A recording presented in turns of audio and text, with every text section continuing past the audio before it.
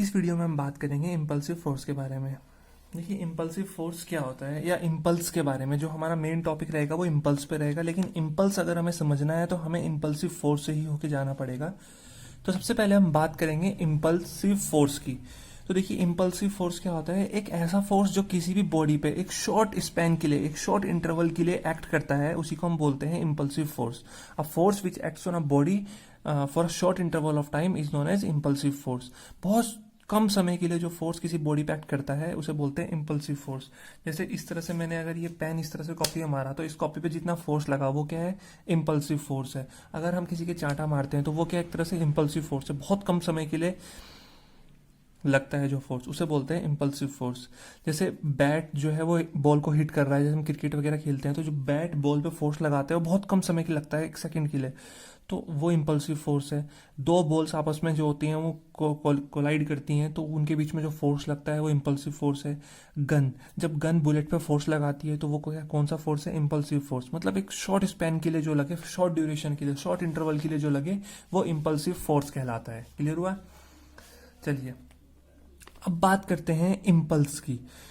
अब देखिए impulsive force बहुत कम समय के लिए लगा, इम्पल्सिव फोर्स, लेकिन उसका जो टोटल इफेक्ट है ना वो ज़्यादा समय के लिए होगा, तो वो जो टोटल इफेक्ट है वो कहलाएगा इम्पल्स। तो the total effect of impulsive force is called impulse. तो इम्पल्सिव फोर्स का जितना भी टोटल इफेक्ट होता है उसी को बोलते हैं इम्पल्स। लेकिन अगर मैथमेटिकली बात करें तो इम्पल्स जो होता है वो प्रोडक्ट होता है फोर्स और उस टाइम का, जिस टाइम पे वो फोर्स लगा है, जितने टाइम में वो, जिस समय पे वो फोर्स लगा है, 1 सेकंड 2 सेकंड, उसका प्रोडक्ट। तो it is a product of average force during the impact and the time for which the impact blast. तो ब्लास्ट, या हम ये भी बोल सकते हैं कि it is defined as the product of force and time. और कौन सा टाइम, जिस टाइम के, वो टाइम जिसमें फोर्स लगा है, जितने टाइम में फोर्स लगा है वो टाइम। तो इम्पल्स की जो फॉर्मूला होता है वो होता है एफ इंटू डेल टी, या हम डायरेक्टली बोल सकते हैं एफ इंटू टी। इसकी जो यूनिट होती है इम्पल्स की, वो कैसे पता करेंगे? देखिए इम्पल्सिव फोर्स की यूनिट तो वही होगी न्यूटन, लेकिन इम्पल्स की यूनिट क्या होगी? तो इम्पल्स की यूनिट फोर्स की यूनिट होती है न्यूटन, और टाइम की होती है सेकंड, तो इम्पल्स की यूनिट हो जाएगी न्यूटन सेकंड। और फोर्स एक वेक्टर क्वांटिटी है तो इम्पल्स भी क्या होगा, एक वेक्टर क्वांटिटी होगा, और इसकी डायरेक्शन जो होगी वो वही होगी जो फोर्स की डायरेक्शन होती है। तो होप आपको क्लियर हो गया होगा इम्पल्सिव फोर्स क्या होता है और इम्पल्स क्या होता है। अब इसे और ज्यादा क्लियर करने के लिए कि हम इसे भूल ही ना पाए इम्पल्स को, कुछ क्वेश्चन एग्जाम्पल के थ्रू समझते हैं, ठीक है। देखिए आई जो होता है वो एफ इंटू टी के बराबर है, इम्पल्स जो है वो फोर्स इंटू टाइम के बराबर है। तो यहाँ से अगर हम फोर्स की वैल्यू निकालें तो फोर्स आ जाएगा इम्पल्स अपॉन टाइम। अब इम्पल्स को एक साइड के लिए किनारे कर देते हैं, हम देखते हैं फोर्स और टाइम को। ये फोर्स और टाइम आपस में क्या है, इनवर्सली प्रोपोर्शनल है। इसका मतलब अगर टाइम ज़्यादा तो फोर्स कम, और टाइम कम तो फोर्स ज़्यादा। मतलब अगर किसी बॉडी पर फोर्स ज़्यादा समय के लिए एक्ट करेगा तो ज़्यादा समय के लिए एक्ट करेगा तो फोर्स ज़्यादा लगता है, सॉरी कम लगेगा। और अगर कम समय के लिए एक्ट करेगा तो फोर्स क्या लगेगा, ज़्यादा। एग्जाम्पल देखते हैं इसका।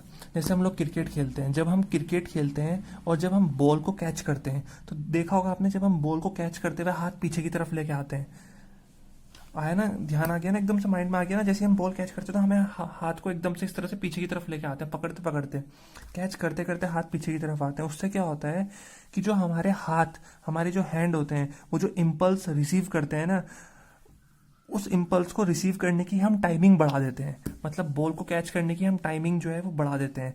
टाइमिंग बढ़ती है तो टाइम बढ़ेगा तो जो बॉल हमारे हाथ पे फोर्स लगाएगी वो कम हो जाएगा, तो हमें जो होता है वो लेस फोर्स लगता है, लेस फोर्स एक्सर्ट करते हैं हमारे हाथ, तो इंजरी होने के चांसेस जो होते हैं वो कम होते हैं।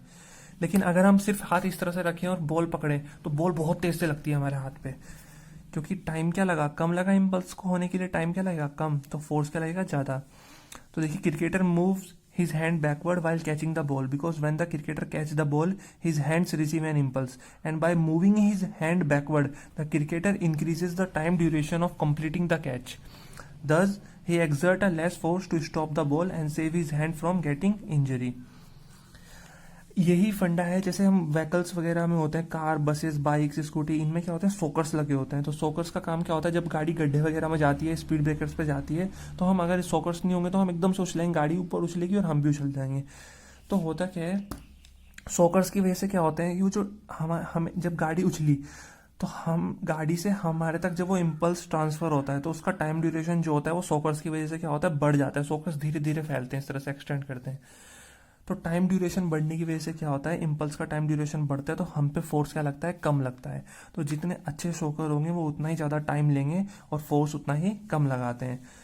तो vehicles like car, bus, etc. provide with sockers because by using sockers it increases the time duration of impact and a small force is exerted on the passenger.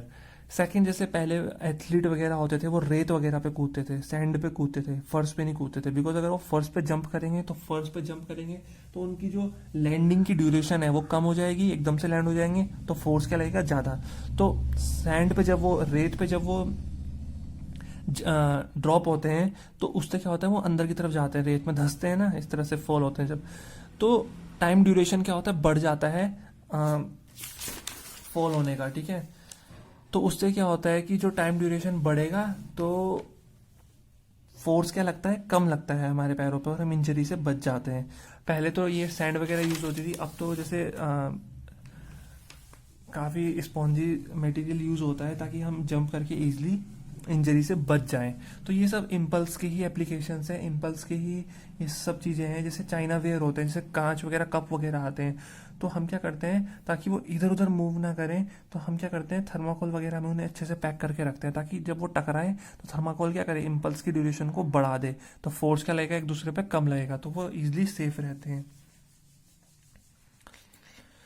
तो ये सब जो है इम्पल्स की एप्लीकेशंस हैं, काफ़ी अच्छा इम्पल्स, इनसे क्लियरली समझ में आ जाता है कि इम्पल्सिव फोर्स क्या होता है, इम्पल्स क्या होता है, इसके कॉन्सेप्ट समझ में आ जाते हैं। आई होप ये वीडियो भी काफ़ी सक्सेसफुल रही हो आपको समझाने में, इम्पल्स क्या होता है, इम्पल्सिव फोर्स क्या होता है।